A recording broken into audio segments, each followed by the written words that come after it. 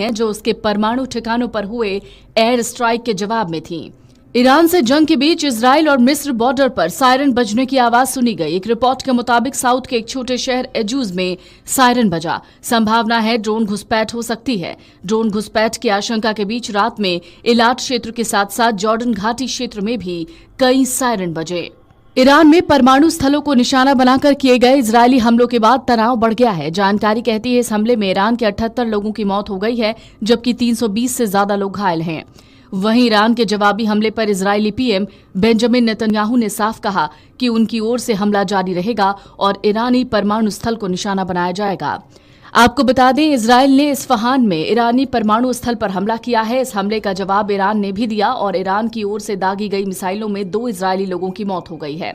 Israel के प्रधानमंत्री Netanyahu ने कहा है ईरान के परमाणु कार्यक्रम के खिलाफ बड़े पैमाने पर सैन्य हमलों की अनुमति 6 महीने पहले नवंबर 2024 में दे दी गई थी और शुरू में इन्हें अप्रैल 2025 के लिए निर्धारित किया गया था। इन हमलों को इजरायल ने ऑपरेशन राइजिंग लॉयन नाम दिया है।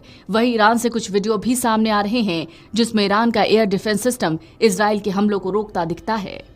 इजरायल के प्रधानमंत्री नेतन्याहू ने 2 टूक कह दिया है कि ये हमले रुकने वाले नहीं हैं, जबकि ये और बढ़ेंगे।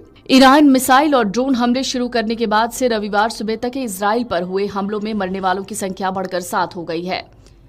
ईरान ने इजरायल के खिलाफ ताजा मिसाइल हमलों की एक श्रृंखला शुरू की है। ऑपरेशन ट्रू प्रॉमिस 3 के एक भाग के रूप में प्रमुख इजरायली सैन्य ठिकानों को निशाने बनाने का दावा किया है।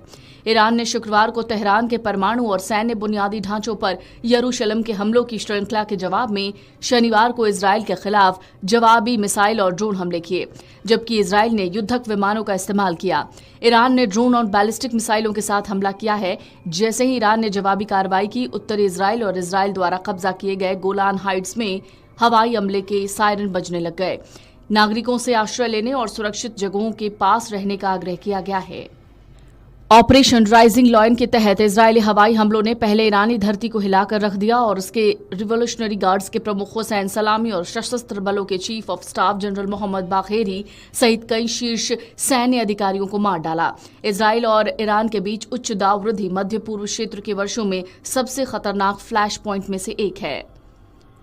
इजरायल के प्रधानमंत्री ने ईरान पर हमले के बाद कहा है कि लक्षित सैन्य अभियान का उद्देश्य इजरायल के अस्तित्व के लिए ईरानी खतरे को कम करना है। उन्होंने आगे कहा कि यह अभियान उतने दिनों तक जारी रहेगा जितना इस खतरे को दूर करने में लगेगा।